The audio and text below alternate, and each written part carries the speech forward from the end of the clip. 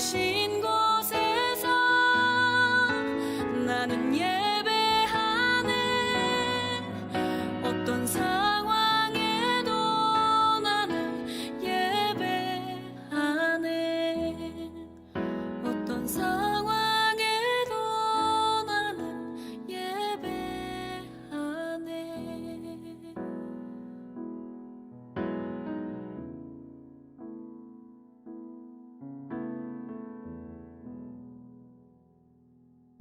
할렐루야, 성도 여러분 반갑습니다. 하늘에 계신 우리 아버지께 예배 드리도록 하겠습니다. 다 함께 일어나셔서 찬송가 44장으로 찬송 드리겠습니다.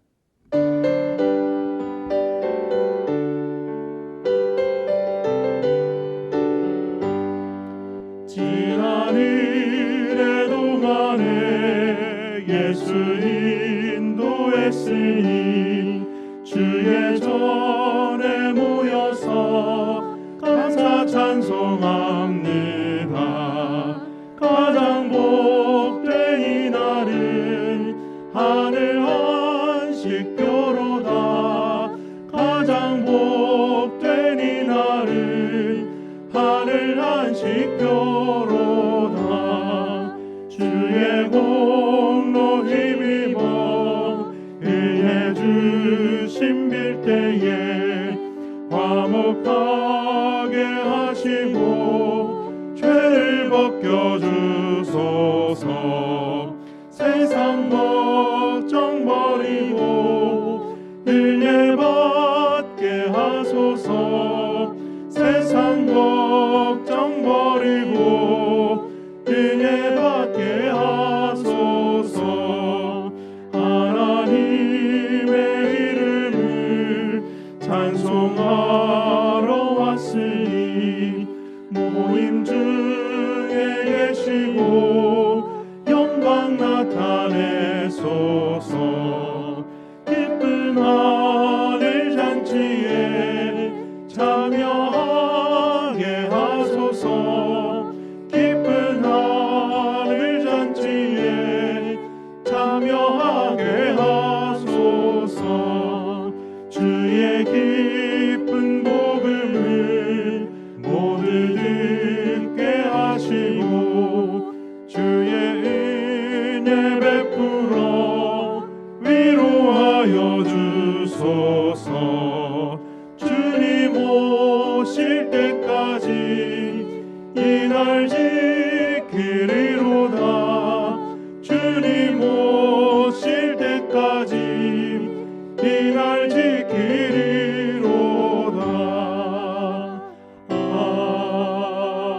아멘. 하나님의 이름을 부르며 예배로 나아가겠습니다. 우리의 도움은 천지를 지으신 여호와의 이름에 있도다. 아멘. 아멘. 다 함께 시편 95편 6절과 7절을 합독하도록 하겠습니다. 오라 우리가 굽혀 경배하며 우리를 지으신 여호와 앞에 무릎을 꿇자. 그는 우리의 하나님이시요 우리는 그가 기르시는 백성이며 그의 손이 돌보시는 양이기 때문이라. 아멘. 우리 아버지께서 이렇게 축복하십니다. 하나님 우리 아버지와 주 예수 그리스도로부터 은혜와 평강이 있기를 원하노라. 아멘. 우리 찬송 15장으로 우리 하나님께 영광 돌리겠습니다.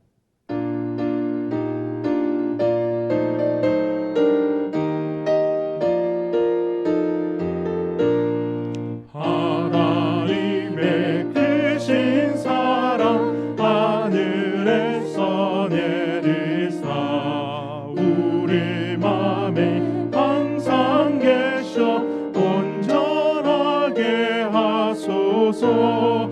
우리 주는 자비하사 사랑 무한하시니 두려워서 떠는 자를 구원하여 주소서. 걱정 근심 많은 자를 성령 감화하시며 복과 의에 사랑받아 평안하게 하소서. 처음과 끝이 되신 주 주님 항상 인도하셔서 마귀 유혹받는 것을 속히 끊게 하소서. 전능하신 아버지여 주의 능력 주시고 우리 맘에 임하셔서 떠나가지 마소서. 주께 영광 항상 돌려 천사처럼 섬기며 주의 사랑 영영토록 찬송하게 하소서.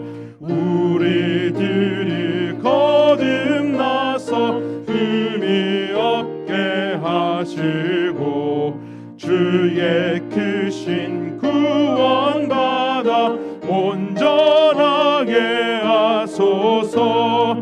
영광에서 영광으로 천국까지 이르러 크신 사랑 감격하여 경배하게 하소서.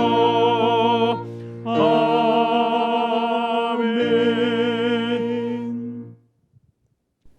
다 함께 앉으셔서 하나님께서 우리에게 주신 약속의 계명을 합독하도록 하겠습니다. 하나님이 이 모든 말씀으로 말씀하여 이르시되 나는 너를 애굽 땅 종되었던 집에서 인도하여낸 내 하나님 여호와니라. 제1은 너는 나 외에는 다른 신들을 내게 두지 말라. 제2는 너를 위하여 새긴 우상을 만들지 말고 또 위로 하늘에 있는 것이나 아래로 땅에 있는 것이나 땅 아래 물속에 있는 것의 어떤 형상도 만들지 말며 그것들에게 절하지 말며 그것들을 섬기지 말라. 제3은 너는 내 하나님 여호와의 이름을 망령되게 부르지 말라. 제4는 안식일을 기억하여 거룩하게 지키라. 제5는 내 부모를 공경하라. 제6은 살인하지 말라. 제7은 간음하지 말라. 제8은 도둑질하지 말라. 제9는 내 이웃에 대하여 거짓 증거하지 말라. 제10은 내 이웃의 집을 탐내지 말라. 아멘. 우리 하나님께서 주신 약속의 계명에 비추어서 우리의 죄를 십자가 앞에 고백드리는 시간 갖도록 하겠습니다.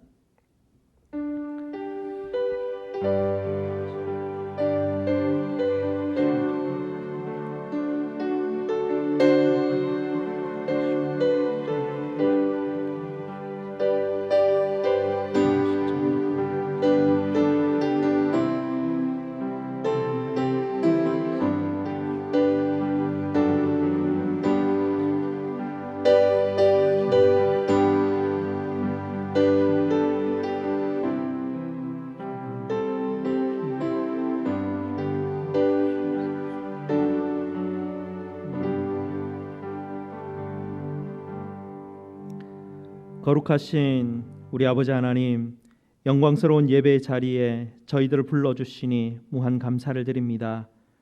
온라인으로 예배를 드리거나 현장에 나와서 예배를 드리거나 주께서 부르시는 예배의 자리를 아버지 하나님 거룩하게 하여 주시옵소서. 저희의 죄가 그저 저희 앞에 있사오니 저희의 삶으로 인해서가 아니라 예수 그리스도의 십자가의 공로를 의지하는 믿음으로만 이 예배의 자리가 거룩해짐을 주님 앞에 고백드립니다. 예배드림이 황소를 드림보다 상한 심령으로 나아오라 하셨사오니 이 시간 저희의 교만함과 나태함과 욕심을 가지고 십자가 앞에 나아가오니 저희를 불쌍하게 여겨주시고 정결하게 하여 주시옵소서. 아버지께 드리는 거룩한 예배로 인도하여 주시고 아버지의 무한한 은혜와 사랑 안에 거할 수 있도록 이 시간 저희에게 긍휼을 베풀어 주시옵소서. 주님 주시는 용서와 사랑의 은혜를 다시 한번 더 깨닫게 하여 주시고 이웃을 용서하고 용납하고 사랑하고 섬기는 우리 제일장로교회 공동체가 될 수 있도록 주여 은혜 베풀어 주시옵소서. 우리 구주 예수 그리스도 이름으로 기도드리옵나이다. 아멘. 우리 구주 예수님께서 예레미야 31장 34절 말씀으로 죄사함의 확신을 주십니다. 내가 그들의 악행을 사하고 다시는 그 죄를 기억하지 아니하리라. 여호와의 말씀이니라. 아멘. 이 복음의 말씀을 믿으시고 기쁨으로 예배 드리시기를 축복드립니다. 성기돈 장로님 예배 위에서 기도해 주시겠습니다. 독생자 예수 그리스도를 십자가에 내어 주시기까지 죄인들을 사랑으로 찾아와 주신 좋으신 하나님 아버지 감사합니다. 이 땅 위에 속한 것들만을 바라보며 살아갈 수밖에 없는 인생들에게 하늘의 본향을 바라보며 살아갈 수 있도록 새로운 산 소망을 부어주신 하나님 아버지 감사합니다. 육신의 법 안에 살아갈 수밖에 없는 죄인들에게 성령 하나님의 법을 사모하게 하시고 예수 그리스도께서 걸어가신 고난의 길을 따라가는 순례자로 불러주신 하나님 아버지 감사합니다. 오늘도 성령 하나님께서 죄인들을 주님 앞에 불러주셔서 삼위일체 하나님의 이루 형용할 수 없는 은혜와 사랑을 기억하고 감사하며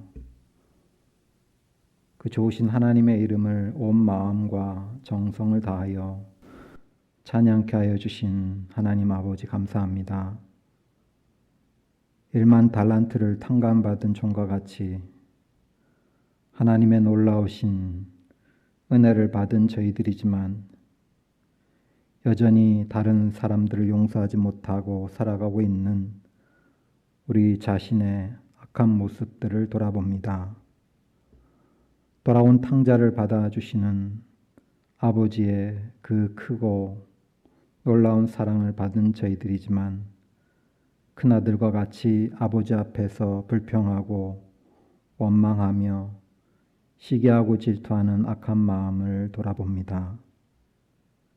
주님 앞에 나와 예배드릴 수 있는 것이 크신 하나님의 은혜임을 깨닫지 못하고 수많은 예배를 드리면 드릴수록 우리 마음 안에 의의 성만 더욱 높이 쌓고 더욱더 교만한 모습으로 살아가고 있음을 주님 앞에 고백합니다. 이 시간 저희들이 지은 수많은 죄와 허물들을 예배와 말씀을 통하여 깨닫게 하여 주시고 주 예수 그리스도의 십자가의 보혈로 정결케 하여 주시옵소서. 코로나 바이러스로 인하여서 온 세상이 더 어려움 가운데 있습니다. 바이러스에 전염되어 고통 중에 있는 환자들의 생명을 지켜주시고 바이러스를 치료할 수 있는 백신을 개발하는 일에 하나님께서 크신 은혜 베풀어 주시기를 간구합니다. 바이러스 사태로 인하여서 직장을 잃고 또 경제적으로 어려움을 겪고 있는 수많은 사람들에게 하루속히 일자리를 허락하여 주시고 하나님께서 세우신 이 땅의 리더들이 바이러스 전파를 막고 국민의 생명을 지켜내는 일에 올바른 정책을 펼칠 수 있도록 은혜 베풀어 주시기를 간구합니다. 또 바이러스 팬데믹으로 인하여서 힘든 시간을 보내고 있는 사랑하는 성도들의 생업 위에 은혜를 더하여 주셔서 그들의 간절한 필요와 간구를 채워 주시기를 기도드립니다.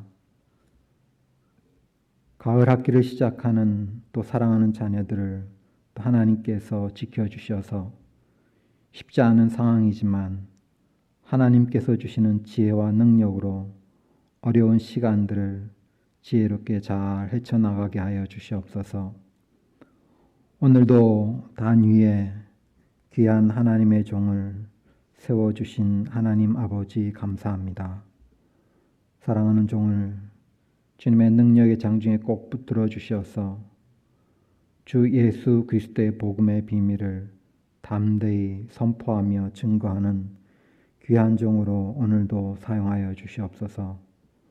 사랑하는 종의 모든 사역을 또 하나님께서 친히 책임져 주시고 사역 가운데 아름답고 복된 열매들을 하나님의 때에 풍성하게 허락하여 주시옵소서.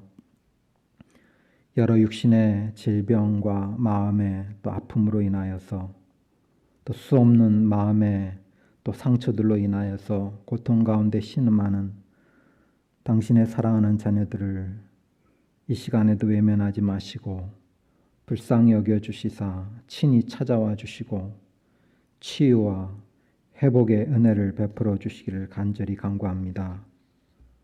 오늘 있다가 내일 아궁이에 던져질 저 들판에 이름 모를 들풀도 돌보시는 하나님 아버지께서 하나님의 형상을 따라 창조하시고 하나님의 선하신 뜻과 계획 가운데 이 땅에 태어나게 하시고 독생자 예수 그리스도를 내어주시기까지 사랑하신 당신의 자녀들을 돌보신다 약속해 주셨사오니 오늘도 그 약속을 지켜 주시옵소서.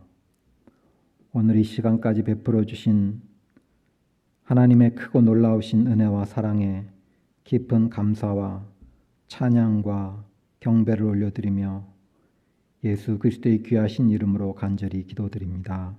아멘.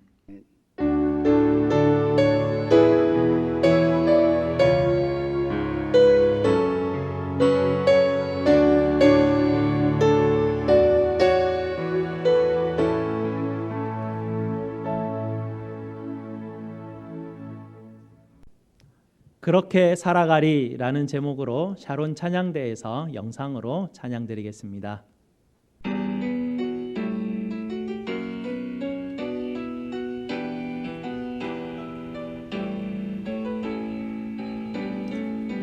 나의 일생 사는 동안 주 예수만 따라가리.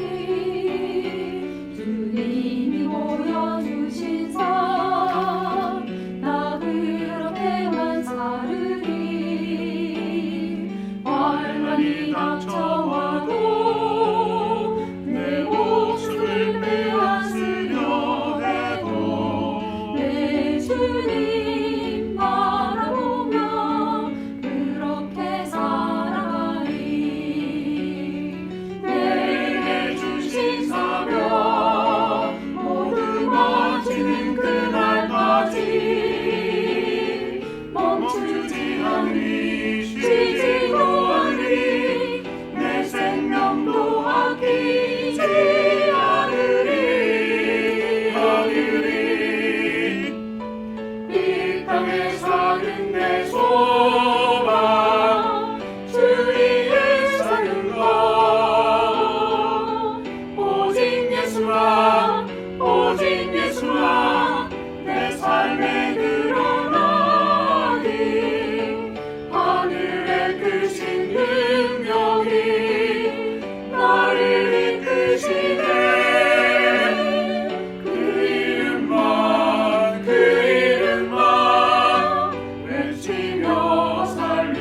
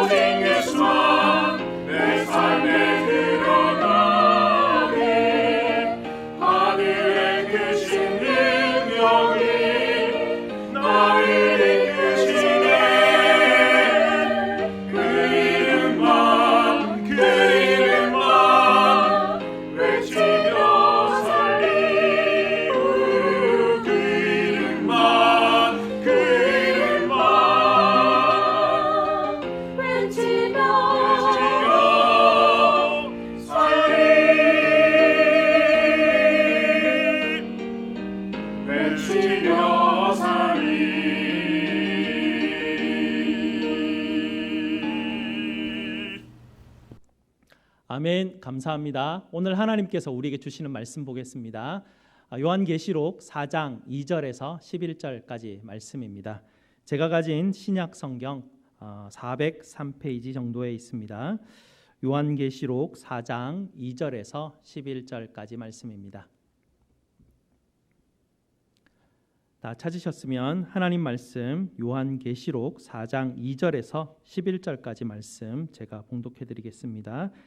내가 곧 성령에 감동되었더니 보라, 하늘에 보좌를 베풀었고 그 보좌 위에 앉으신 이가 있는데 앉으신 이의 모양이 벽옥과 홍보석 같고 또 무지개가 있어 보좌에 둘렀는데 그 모양이 녹보석 같더라. 또 보좌에 둘러 24 보좌들이 있고 그 보좌 위에 24 장로들이 흰옷을 입고 머리에 금관을 쓰고 앉았더라. 보좌로부터 번개와 음성과 우레소리가 나고 보좌 앞에 켠 등불 7이 있으니 이는 하나님의 7 영이라. 보좌 앞에 수정과 같은 유리바다가 있고 보좌 가운데 보좌 주위에 4 생물이 있는데 앞뒤에 눈들이 가득하더라. 그 첫 생물은 사자 같고 그 둘째 생물은 송아지 같고 그 셋째 생물은 얼굴이 사람 같고 그 넷째 생물은 날아가는 독수리 같은데 4 생물은 각각 6 날개를 가졌고 그 안과 주위에는 눈들이 가득하더라. 그들이 밤낮 쉬지 않고 이르기를 거룩하다 거룩하다 거룩하다 주 하나님 곧 전능하신 이여 전에도 계셨고 이제도 계시고 장차 오실 이시라 하고 이 생물들이 보좌에 앉으사 세세토록 살아계시는 이에게 영광과 존귀와 감사를 돌릴 때에 24장로들이 보좌에 앉으신 이 앞에 엎드려 세세토록 살아계시는 이에게 경배하고 자기의 관을 보좌 앞에 들이며 이르되 우리 주 하나님이여 영광과 존귀와 권능을 받으시는 것이 합당하오니 주께서 만물을 지으신지라 만물이 주의 뜻대로 있었고 또 지음을 받았나이다 하더라. 아멘. 우리 말씀을 위해서 함께 기도하시겠습니다. 아버지 하나님, 오늘도 성령 하나님 통하여 진리의 말씀 앞에 불러주시니 감사를 드립니다. 말씀 전하는 종을 불쌍히 여기시어 주의 성령의 능력으로 함께하여 주시고 듣는 모든 성도들의 마음 문을 열어주셔서 아멘으로 응답할 수 있도록 주여 인도하여 주시옵소서. 예수 그리스도 이름으로 기도드리옵나이다. 아멘.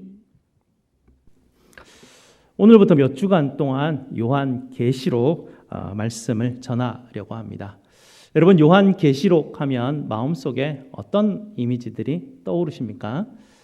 적그리스도라는 어떤 그런 이미지도 있고요. 666 아니면 휴거, 아니면 대환란, 전쟁, 멸망, 이런 어떤 이미지들이 머릿속에 떠오를 겁니다.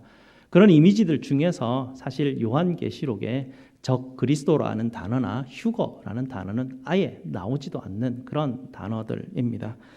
요한계시록은 보면 종말에 무슨 일이 일어날지 설명해 주는 책, 그런 이미지도 있죠. 또 환란날이 닥쳐올 텐데 그때 어떻게 살아남을까? 이런 비법이 들어있지 않을까? 그런 어떤 생각도 한번 해보게 됩니다. 이렇게 우리는 요한계시록에 대해서 어떤 잘못된 선입견들을 가지고 있습니다. 요한계시록이라 하면 뭔가 좀 혼란스럽고 뭔가 좀 무섭기도 하고 이건 잘못 읽으면 안 되겠다 싶은 어떤 그런 좀 어렵다라는 막연한 생각도 우리는 가지게 됩니다. 저도 한동안은 요한계시록은 이 책은 좀 읽으면 안 되겠다 이런 생각을 할 정도였으니까요. 이 책을 보면서 굳이 읽으면서 시험 받지 않고 오히려 그냥 이 책은 예수님 다시 오신다는 재림에 관한 책일 거야라는 생각 정도로 해서 한동안은 요한계시록을 읽지 않았었던 것 같습니다.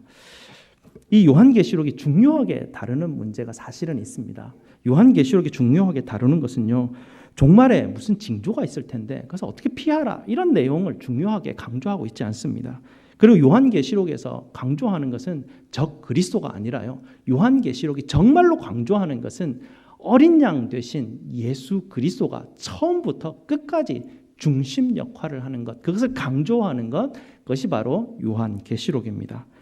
그리고 이 요한계시록은요, 이 땅이 환난과 고통 가운데 있으니 어려우니 하나님 나를 하늘로 휴거 불러 올려 주십시오라고 하는 그런 어떤 것도 이 요한계시록에는 강조하고 있지 않습니다. 오히려 요한계시록은 이 땅에서 고난 가운데 인내하며 하나님의 말씀을 순종하고 말씀의 증인으로 부활의 증인으로 어떻게 계속 신실하게 살아갈 것인가, 이런 것을 강조하는 것, 그것이 요한계시록의 주제이고 목적입니다. 그런데 이 요한계시록을 잘못 해석하고 잘못 이해하고 받아들이면요, 완전히 좀 잘못된 신앙의 길을 가는 어떤 그런 어려움들을 보게 됩니다. 어떤 사람들은 이 계시록에 나오지도 않는 적 그리스도가 과연 누구인가, 이런 데 좀 집중을 하는 어떤 그런 경향이 있습니다. 그리고 이 적 그리스도가 이슬람이라고 하면 그들과 전쟁해서 그들을 죽이는 데 있어서 정말 조금의 어떤 그 죄책감도 느끼지 않는 그런 어떤 사람들의 부류들이 있습니다. 이 십자군 전쟁이 이런 상황 가운데 일어난 것이고요. 예루살렘 성전은 사실은 하나님이 그 성전을 무너뜨리셨는데도 불구하고 사람들은 시온을 회복해야 된다라는 성경에 나오는 문자적인 그대로를 해석을 믿고 예루살렘 성전, 그 보이는 성전을 차지하려고 이슬람을 적 그리스도로 정하고 그들과 싸움, 전쟁을 벌였습니다. 이것이 그리스도교가 역사 속에서 가장 끔찍한 일을 벌였던 그 어떤 역사의 한 장면 아닙니까? 이로 인해서 지금까지 세계는 여전히 이슬람과 기독교 진영으로 나누어서 고통받고 있지 않습니까? 교회 안에는 이런 여전히 십자군 정서를 가지고 있는 그런 신앙인들이 있습니다. 목숨 걸고 뭔가를 이렇게 싸우려고 하는 그런 신앙인들이 있죠. 어떤 정부나 어떤 사람을 적 그리스도로 정하면 극한으로 대립하면서 그들과 싸우려고 하는 그런 어떤 신앙인들이 있습니다. 지금도 우리는 정말 이해할 수 없는 행동을 하는 그런 교회들을 보게 되는데요. 그들이 가지고 있는 신앙이 요한계시록을 잘못 해석하고 받아들이기 때문에 그런 극한에 이르는 그런 신앙을 가지게 됩니다. 이렇게 요한계시록을 잘못 읽게 되면요, 인류 역사에서 그리스도교가 정말 끔찍한 일들을 벌이는 그런 어떤 결과를 낳게 됩니다. 요한계시록을 잘못 읽게 되면 미혹하는 영에 속아서요, 신앙의 가치관이 삐뚤어져 갈 수 있습니다. 그래서 특별히 요즘 재난의 시기를 닥쳐서 우리는 바른 신앙을 가져야 될 필요가 있습니다. 요한계시록에 나오는 가장 중요한 장면은요, 적그리스도나 휴거나 융흉욕이나 대환란이나 전쟁이나 이런 내용이 아니고요. 이 요한계시록에 나오는 가장 중요한 장면은 오늘 여러분이 방금 읽었던 이 요한계시록의 4장, 그리고 다음 주에 볼 요한계시록 5장, 이 4장과 5장이 요한계시록이 강조하는 가장 중요한 상징 두 가지가 담겨져 있습니다. 요한계시록에서 가장 강조하는 상징은 보좌와 어린 양입니다. 4장에 나오는 보좌는 요한계시록 전체에서 38번이나 반복하고 있습니다. 5장에 나오는 어린 양은 요한계시록에서 28번이나 강조하고 있습니다.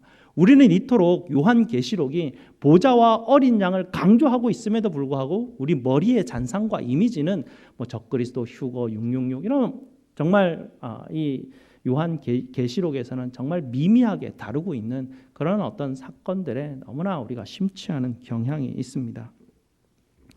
요한계시록은 방금도 말씀드렸듯이 무엇보다도 보좌와 어린 양을 강조하고 있고요.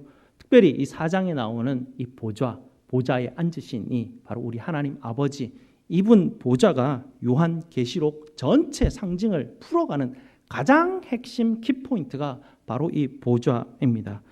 그럼 이 4장 앞에 나오는 1장에서 3장의 내용은 어떤 내용일까요? 요한계시록을 여러 번 읽어보셨으면 아시겠지만 1장에서 3장까지는 우리 예수님께서 당시 7 교회들에게 보내는 말씀이었습니다. 당시는 로마 박해 가운데 있던 교회들이었죠. 로마라는 어마어마한 실제적인 그 권력 앞에서 교회들은 정말 먼지와 같은 미미한 존재들이었습니다. 아마도 오랫동안 박해를 당하고 있었고요, 지쳐가고 있었을 것입니다. 그들이 평생 십자가와 부활의 증인으로 삶을 살아왔지만 이제는 수십 년 동안 그렇게 삶을 살아온 이후에 별로 특별할 것도 없고요, 기쁨과 감사도 더 이상 뭔가 막 활기차게 일어나고 있는 것 같지 않습니다. 그렇게 처음 사랑을 잃어가는 교회가 있었습니다. 또 다른 교회들은요, 로마 황제가 가하는 핍박을 당하면서 정말 하나님이 이 땅을 통치하는 거 맞는가라는 이런 심각한 고민에 빠져드는 교회들도 있었습니다. 유대인들이 바로 이 그리스도교를 따르는 사람들이 눈에 가시였죠. 그래서 그 유대인들은 로마 당국에 고발을 합니다. 저 그리스도인들은 가이사를 주로 섬기는 자들이 아니라 예수를 주로 섬기는 자들인데 저들은 반로마적인 사람들이요 라고 당국에다가 고발을 합니다. 같은 유대인들이 찾아내서 고발을 하니 그리스도인들이 어디 가서 숨어 살 수도 없는 그런 어떤 참으로 비참한 그런 환경들이었습니다. 이런 어려움 가운데 거짓 교사들까지 나서서 이들을 유혹하고 나서죠. 성도 여러분, 하나님은 여러분이 경제적으로 이렇게 어렵게 살아가는 것 원하지 않으셔요. 그러니 황제 숭배를 적당히 하면서 동조해주면 직업도 구할 수 있고 여러분 잘 살 수 있지 않겠습니까? 뭐 예수를 주로 고백하는 거 마음으로만 하면 되지 않겠습니까? 이렇게 거짓 교사들이 나와서 그들을 막 유혹을 합니다. 그런데 당시는요, 이 로마 숭배를 하려고 하면 당연히 부닥치는 것이 우상 숭배입니다. 당연히 부닥칠 수밖에 없는 것이 우상 숭배를 하는 그 제단에 가서 그 사제들과 신전에 있는 사제들과 성적인 타락을 통과하지 않을 수 있는 방법이 없었습니다. 그럼에도 교회들은 결국 이런 우상 숭배와 죄와 타협하는 그런 교회들이 있었습니다. 또 다른 교회들은 이런 우상 숭배와 비도덕적인 이런 일에 타협하지 않고 예수가 주라는 사실을 절대로 부인하지 않았습니다. 이것 때문에 그들은 핍박을 당하고 경제적으로 곤핍해지고 살아갈 길이 막막했지만 그럼에도 불구하고 그들은 그 손해와 박해를 무릅쓰고 예수를 주라 외치고 그들은 계속해서 예배를 진행하는 그런 교회들도 있었습니다. 이렇게 어려움 가운데 있는 그 7 교회들에게 예수님께서 한 교회 한 교회씩 그들을 격려하고 그들을 훈계하는 말씀을 보내주신 내용 전체가 1장에서 3장에 나오게 되죠. 이렇게 어려움 가운데 있는 교회들에게 예수님께서 요한을 통해서 말씀을 보내신 후에 바로 오늘 이 4장 말씀이 나오는데요. 바로 보내신 후에 가장 먼저 나오는 바로 이 장면이 정말 우리에게 보여주고자 하는 장면인데요. 이것에 우리는 정말 관심을 기울여야 됩니다. 바로 이것이 요한계시록이 그 7 교회들에게 정말로 보여주기를 원하는 장면이었기 때문에 그렇습니다.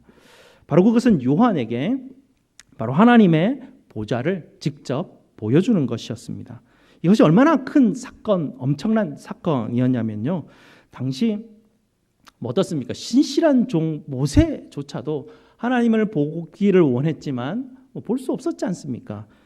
그때까지 어느 누구도 볼 수 없었던 이 장면을 드디어 요한을 통해서 7 교회들에게 보이시는 장면, 이것이 바로 요한계시록 4장입니다. 제일 먼저 요한의 눈에 엄청난 보좌가 눈앞에 들어옵니다. 그리고 그 보좌에서 그 보좌를 보니 로마 황제의 보좌와는 비교할 수 없을 엄청난 권세와 존귀와 영광이 막 그 앞에 뿜어져 나오는 그 모습을 보게 되죠. 보좌 앞에 앉으신 이가 있는데 그냥 보좌 앞에 앉으신 이라고밖에 말할 수가 없어요. 너무나 찬란한 빛으로 막 보석과 같이 막 빛나오기 때문에 그 주위에는 무지갯빛과 같은 찬란한 빛이 그를 압도하고 있었기 때문에 보좌에 앉으신 이는 누구인지 볼 수가 없지만 그분이 누구인지 모두가 다 알고 있는 바로 아버지이셨습니다. 보좌에 앉으신 이에게서 뿜어 나오는 그 권세와 존귀와 영광, 이 땅에 있는 어떤 보석으로도 표현할 길이 없는 모습이었습니다. 바로 그 보좌 앞에는 바로 죽임당하신 어린 양이 계셨고요. 4장에는 안 나옵니다. 다음 주에 볼 5장에 보면 그 보좌 앞에 죽임당하신 어린 양이 계심을 봅니다. 그리고 그 보좌 앞에는 성령 하나님께서 환한 빛으로 활활 불타오른 7 등불을 볼 수가 있죠. 그리고 그 주변에는 24 보좌가 있고요. 그 보좌에는 24 장로들이 흰 옷을 입고 금관을 쓰고 그곳에 앉아 있습니다. 그 주위에는 4 생물이 밤낮 쉬지 않고 찬송을 부르죠. 거룩 거룩 거룩 전능하신 주님, 천지 만물 모두 주를 찬송합니다 하고 막 그 거룩하다 거룩하다 하나님을 찬송하는 그 천사들의 찬송 소리가 울려납니다. 이 생물이 영광과 존귀와 감사를 돌릴 때 그 주변에 둘러싼 24장로들이 보좌에서 일어나서 엎드려 바로 그 보좌를 향해서 경배하고 자신들이 쓰고 있는 그 금 면류관을 벗어서 다 보좌에 계신 그에게 드리면서 그들도 또한 찬송하죠. 면류관 벗어서 주 앞에 드리니, 이런 찬송들이 바로 그곳에서 막 울려 퍼지는 장면을 보여주십니다. 우리 예수님이 7 교회들에게 정말로 꼭 보여주시고자 하는 가장 핵심적인 장면, 성경 어디에도 나타나지 않고 바로 가장 성경 마지막 부분에 나타나는 진정 하나님께서 우리에게 보여주시고자 하는 그 장면이 바로 오늘 4장입니다. 그리고 이 장면은요, 오늘 1절에서 읽었듯이 이것은 장차 마땅히 정말로 꼭 반드시 일어날 일을 우리에게 보여주시는 장면이 바로 이 장면이었습니다. 24장로가 누구입니까? 이스라엘 12지파, 12사도, 이들은 바로 모든 믿는 자 7교회 그 성도들을 상징하는 것이 바로 24장로 아닙니까? 이 장면은 바로 하나님 나라가 이 땅에 임할 때에 아버지께서 그 성도들에게 주실 선물이 바로 이런 장면이다라는 것을 보여주는 장면인데요. 그들이 어떤 모습을 하고 있습니까? 흰 옷을 입고 있죠. 금면류관을 쓰고 있습니다. 보좌에 앉아 있습니다. 이것이 바로 믿는 자들이 장차 하나님께서 주실 선물을 입고 있는 그런 장면이라는 것입니다. 이것은 장차 반드시 일어날 일이라고 그들에게 요한을 통해서 우리 주님은 보여주고 계십니다. 그리고 장차 반드시 일어날 일을 바로 이 예배의 장면을 통해서 우리에게 보여주고 계시죠.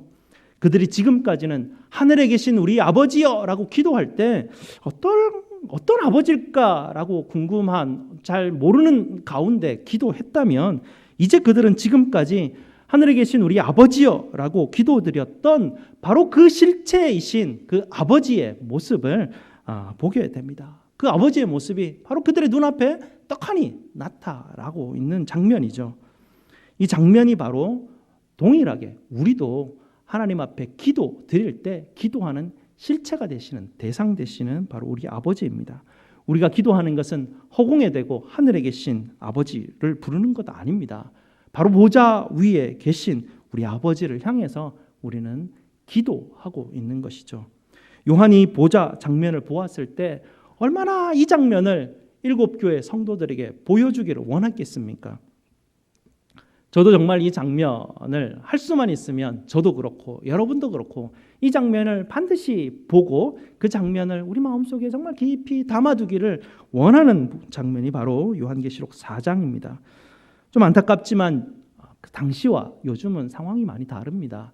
당시는 이런 이야기를 들려주기만 해도, 읽어주기만 해도 당시 사람들은 머릿속에 이런 장면들을 상상하는 능력이 굉장히 탁월했습니다. 하지만 요즘은 미디어가 발달하고 뭔가 이렇게 보는 것이 자꾸 발달해서 사람들이 읽고 듣는 걸 가지고 머릿속에 상상하는 능력이 굉장히 많이 떨어져 있습니다. 그래서 성경 말씀을 그저 읽어주는 것만으로도 우리 마음에 이런 상상과 이런 환상이 이렇게 분명하게 탁 들어오지 않는 어떤 이런 시대를 살아가는 우리가 참으로 안타깝기도 합니다. 하지만 여러분께서 정말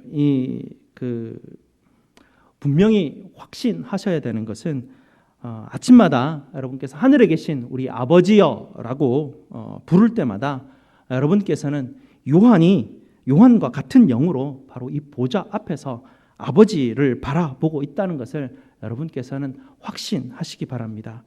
그리고 이 천사들과 24장로들과 함께 여러분은 여전히 거룩 전능하신 하나님이시여라고 찬송하고 있다라는 것을 잊지 마시기 바랍니다. 이것이 무엇입니까? 이름이 거룩히 여김을 받으시옵소서. 우리가 기도하며 찬송하는 것, 이것이 바로 찬송인 것입니다. 그리고 바로 이 보좌를 본 사람이라면 이 보좌가 이 땅에 임하기를 간절히 기도하는 것은 이 보좌를 본 사람이라면 너무나 자연스럽게 기도할 수밖에 없는 것 아니겠습니까? 그러니 우리가 하나님의 나라가 이 땅에 임하기를 기도하는 것이고요. 그리고 이 보좌에서 나오는 그 권세와 영광과 존귀가 그 찬란한 빛이 이 땅에 비치도록 그 뜻이 이 땅 가운데 이루어지기를 위해 기도하는 것, 이걸 본 자라면 얼마나 간절히 더욱더 이것을 기도하겠습니까? 이 보좌에 앉으신 이가 누구이십니까? 이 보좌에 앉으신 이를 우리 주님께서는 우리 아버지라고 가르쳐 주셨습니다. 어떤 아버지이십니까? 우리가 굶지 않도록 날마다 양식을 허락하시는 아버지이십니다. 또 우리가 다른 사람을 용서할 수 있도록 무한히 끊임없이 사랑하시고 끝까지 용서해 주시는 바로 그분 아버지이십니다. 하나님 아버지께서 기도할 때마다 우리에게 이렇게 말씀하는 것 같습니다. 나는 오늘도 용서해 주고 내일도 용서해 줄 것이고 또 끝까지 너를 용서해 줄 것인데 너는 언제까지 쫌생이같이 그렇게 속 좁은 마음으로 그렇게 용서하지 않고 있을 거냐. 이젠 좀 풀어주렴. 이제는 좀 용납해지고 마음으로 받아주렴 하고 그렇게 말씀하시는 바로 우리 아버지이십니다. 그리고 그 아버지는 악한 것들로부터 우리를 지켜주시는 아버지 아닙니까? 악한 것들이 감히 우리를 만지지도 못하게 하시는 분이 바로 우리 아버지이십니다. 그러니 보좌에 앉으신 그 하나님 아버지를 우리가 어찌 찬송하지 않을 수 있겠습니까? 초대교회 성도들은 늘 이 보좌 장면을 그들 가슴 깊숙이 부여잡고 품고 아마 이제는 살아가야 되겠다는 것을 다짐하고 또 다짐했을 것입니다. 어떤 교회는 아까 말씀드렸지만 타협하고 그들이 우상 숭배하고 다 넘어져 버렸습니다. 어떤 교회들은 그들은 처음 사랑을 다 잃어버렸습니다. 하지만 그들에게 다시 말씀을 주시고 이 장면을 보여주는 순간 그들은 지금까지 몰랐던 그 하늘 보좌의 장면을 그들 마음에 품고 다시 한 번 더 내가 첫사랑을 회복해야지. 내가 세상과 더 이상 타협하지 말아야지. 내가 더 이상 하나님만 붙들고 살아야지. 우상 숭배를 하지 말아야지 라는 다짐을 했을 것입니다. 그들의 중심에 늘 이 보좌가 있었습니다. 성도들의 중심에 어떻게 다른 보좌가 그 마음에 있을 수 있겠습니까? 성도들의 마음에는 바로 요한계시록이 말하는 짐승의 보좌는 그 마음 안에 있을 수가 없습니다. 요한계시록은 끊임없이 너희는 짐승을 따를 것인가 예수 그리스도를 따를 것인가 우리에게 묻고 있습니다. 당시 짐승을 상징하는 바로 황제 숭배 사상은 현대에는 없어졌지 않습니까? 그러나 그 황제 숭배보다 훨씬 더 교묘한 방법으로 파고드는 인간 숭배 사상이 현대에 있습니다. 예수님의 말씀보다 인간의 말을 더 신뢰하고 따르기가 쉽습니다. 예수님의 길보다 인간의 길을 더 따라가기 쉽습니다. 예수님의 방법보다 인간의 방법을 더 따라하기 쉬운 시대가 요즘 시대입니다. 당시 사람들은 아프로디테 미의 여신이죠. 아름다운 몸을 추구하는 그런 여신이었습니다. 디오니소스, 마르스, 디오니소스라고 하면 풍요의 신, 그리고 쾌락의 신이었고요. 마르스라고 하면 전쟁의 신, 힘의 신, 파워의 신이었습니다. 이런 신들을 그들은 섬겼고요. 요즘은 그런 어떤 신들을 섬기는 방식을 취하지 않죠. 그러나 현대인들은 여전히 고대인들이 추구했던 아름다운 몸, 건강, 쾌락, 풍요로움, 전쟁, 힘 이런 것을 여전히 추구하고 있습니다. 그 당시와는 이름만 바뀌었을 뿐 여전히 똑같은 것들을 교묘하게 변장해서 우리에게 찾아오는 것. 그리고 요즘은 당시보다 더 교묘하게 수많은 매체들을 통해서 우리는 도무지 그 우상 숭배가 우리를 유혹하는 곳에서 정말 벗어나기 힘든 시대를 우리는 살아가고 있습니다. 성도 여러분, 요한계시록은 7 교회들에게 물었던 것처럼 여러분에게도 똑같이 묻습니다. 정말 여러분은 어린 양 예수 그리스도를 따를 것인가? 아니면 적당히 세상과 타협하고 살 것인가? 여러분에게 묻습니다. 우리는 다 약하고 실패하고 넘어지기 쉬운 사람들 아닙니까? 우리의 관심과 우리의 사랑을 빼앗아가는 우상으로부터 벗어나기 위해서 우리는 어떻게 해야 하겠습니까? 바로 요한계시록, 예수님께서 바로 이 요한을 통해서 우리에게 보여주시는 이 장면, 이 보좌 장면을 초대교회 성도들처럼 우리 마음 중심에 품어야 하는 것입니다. 매일 아침 여러분 하늘에 계신 우리 아버지여 라고 부르면서 이 보좌 장면을 붙드시기 바랍니다. 그리고 매주 드리는 예배야말로 바로 이 보좌에서 흘러나오는 이 장면이 정말 필요한 곳이 바로 이 예배 장소입니다. 예배는 그 어떤 것도 보좌에 앉으신 이의 시선을 빼앗을 수가 없습니다. 예배 순서의 모든 순간순간마다 우리는 보좌에 앉으신 이와 바로 그 어린 양께 집중해야 합니다. 이 장면, 이 4장의 장면을 우리는 계속해서 집중하며 예배 속에 들어와 있어야 하는 것입니다. 제가 눈앞에 보여가지고 집중하기 좀 어려운, 도움이 되기보다는 어떨 때는 더 방해가 되는, 그래서 저를 보시지 마시고 보좌 장면을 예배에 들어와서는 계속해서 여러분 마음에 품으시기 바랍니다. 보좌에 앉으신 이와 어린 양께 여러분이 죄를 고백드리는 것 아니겠습니까? 주변에 있는 사람 신경 쓸 거 뭐 있습니까? 보좌에 앉으신 이와 어린 양께 우리가 찬송하는 것 아니겠습니까? 그분을 향해서 우리가 목소리 높여 찬송 드리는 것입니다. 보좌에 앉으신 이와 어린 양께 우리가 기도 드리는 것 아닙니까? 보좌에 계신 이와 그 어린 양께서 주시는 말씀 앞에 그 말씀을 듣는 것입니다. 사람의 말을 듣는 것이지 아니지 않습니까? 보좌에 앉으신 이와 어린 양께 우리는 헌물을 드리는 것입니다. 보좌에 앉으신 이와 어린 양께서 축복을 선언하시는 그 축복을 듣고 우리는 이 예배를 떠나는 것 아니겠습니까? 저는 그저 여러분을 바로 이 보좌에 앉으신 이와 어린 양께 안내하는 역할을 하는 사람입니다. 제가 할 일은 여러분을 바로 이 보좌에 앉으신 이와 어린 양께 여러분의 시선을 온전히 돌려드리는 그런 일이 저의 역할 아니겠습니까? 바로 이 예배에서 보좌에 앉으신 이와 어린 양께 집중하지 못할 때 우리는 예배에서 실패를 경험하게 됩니다. 예배를 마치고 나서 여기에서 집중을 잃어버리면 우리는 마음에 불안함이 생기고 여전히 예배를 드렸는데도 불구하고 두렵고 예배를 드렸는데도 불구하고 여전히 평화가 없고 바로 그 보좌를 잃어버렸기 때문에 예배에서 실패하는 것 아니겠습니까? 그렇기 때문에 기쁨을 잃어버리고 감사도 잃어버리고 계속 예민해져 있는 우리의 모습들, 이 보좌에 집중하지 못하면 우리의 마음에 이기적인 마음, 나를 숭배하는 마음, 내 안에 있는 내가 나의 보좌에 앉아있는 그 모습들을 우리는 경험할 수밖에 없습니다.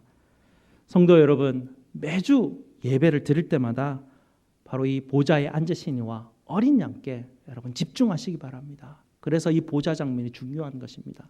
이 4장은 날마다 우리가 묵상하면서 이 장면을 머릿속에 우리 마음 깊숙한 곳에 아주 깊이 이렇게 분명하게 이 장면을 우리가 붙들고 있어야 되는 것입니다. 모든 존귀와 권세와 영광을 받으시기에 합당하신 바로 우리 아버지께 여러분의 모든 삶의 중심을 맞추시기를 주님의 이름으로 축복드립니다. 기도하시겠습니다. 아버지 하나님 감사합니다. 7교회들과 마찬가지로 여러 가지 어려움 가운데 있는 이 현대를 살아가는 우리에게도 여전히 하나님 말씀 통하여서 하늘의 보좌 장면을 보여주시니 감사를 드립니다.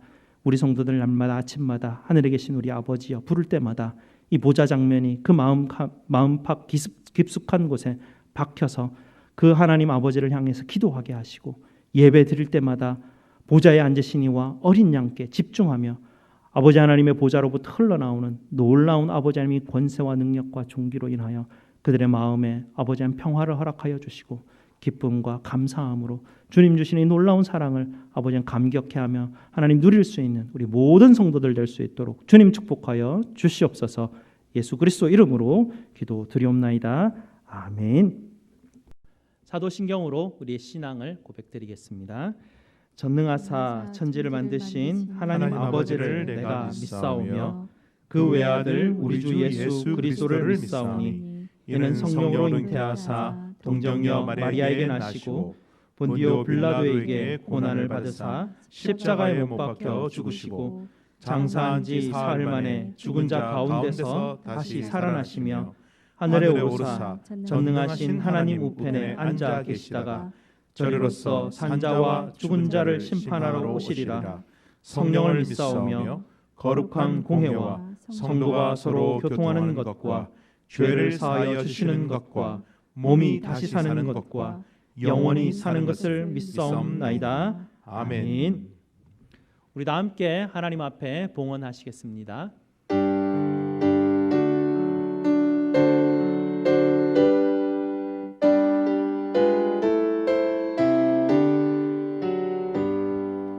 나의 생명 드리니 주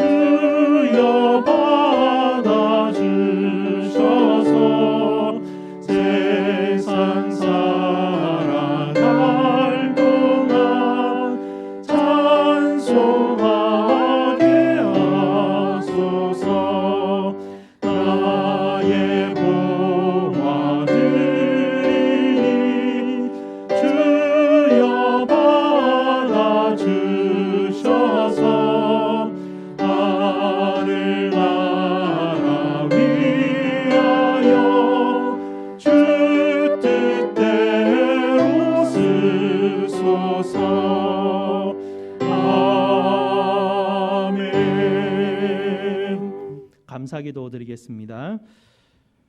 저희의 보호자 되시고 공급자 되시는 우리 아버지 하나님께 무한 감사를 드립니다. 모든 것에 감사하는 마음을 주셔서 오늘도 아버지께 예배드리며 주신 은혜에 감사하여 헌물로 드립니다.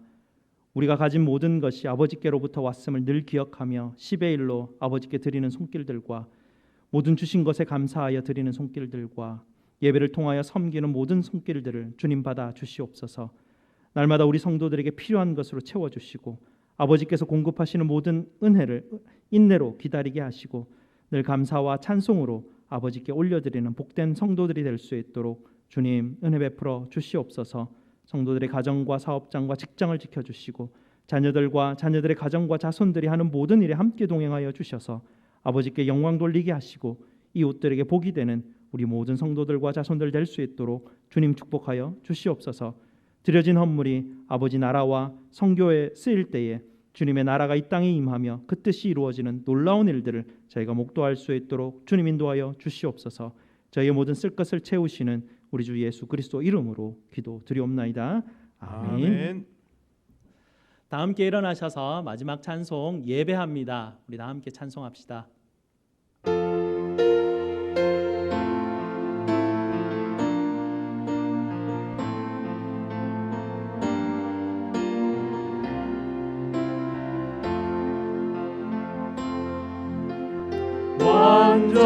완전하신 나의 주 의의 길로 날 인도하소서. 행하신 모든 일 주님의 영광 나 경배합니다. 완전하신 나의 주 완전하신 나의 주 의의 길로 날 인도하소서.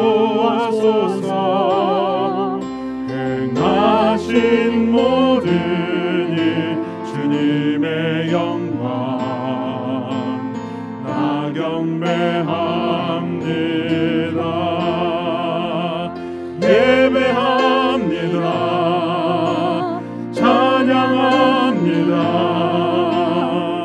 주님만 날 다스리소서. 예배합니다. 찬양합니다. 주님 홀로 높임 받으소. 예배합니다. 예배합니다. 찬양합니다. 주님만 날 다스리소서. 예배합니다. 찬양합니다.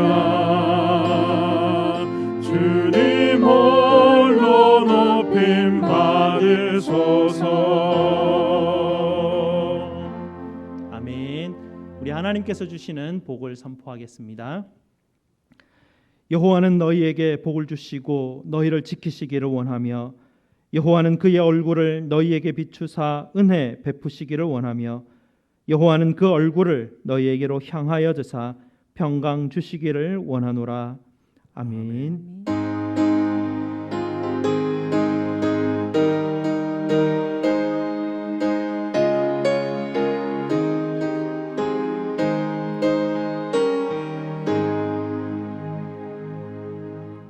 우리 함께 축복합시다. 주님은 너를 사랑해. 주님은 너를 축복해.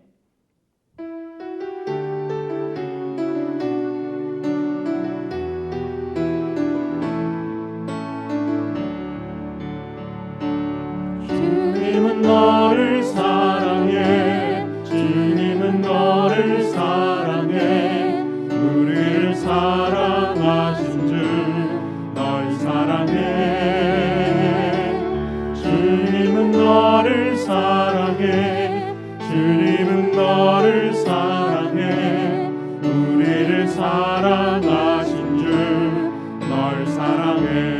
주님은 너를 축복해. 주님은 너를 축복해. 주님은 너를 축복해. 우리를 축복하신 주 널 축복해. 주님은 너를 축복해. 주님은 너를 축복해. 우리를 축복하신 주 널 축복해. 성도 여러분, 축복하며 사랑합니다. 광고 말씀드립니다. 여러분 계속해서 기도에 힘써 주시기 바랍니다. 우리 지난주까지 설교 들은 대로 주기도문 기도로 매일 기도해 주시고요. 또 텐텐 기도운동 계속 참석해 주시기 바랍니다. 오늘 예배 일부 예배 마친 후에 나오미회에 나오셔서 다음 주 예배 특송 위에서 녹화하도록 하겠습니다. 오늘 예배 후에 당회가 있습니다. 그리고 한홍강 선교사님으로부터 소식이 전달되었는데요. 우리 한홍강 선교사님 부부께서 다시 코비드 19에 확진되셨다고 합니다. 계속 발열이 나는 가운데도 여러 부족들을 위해서 지금 계속해서 사역을 하시고 있는 가운데 있는데 지금도 빨리 회복될 수 있도록 기도 부탁해 오셨습니다. 여러분 계속해서 기도해 주시고요. 또 여러 레소토나 다른 여러 선교지를 위해서도 계속해서 기도 부탁드립니다. 감사합니다. 다음 주에 뵙겠습니다.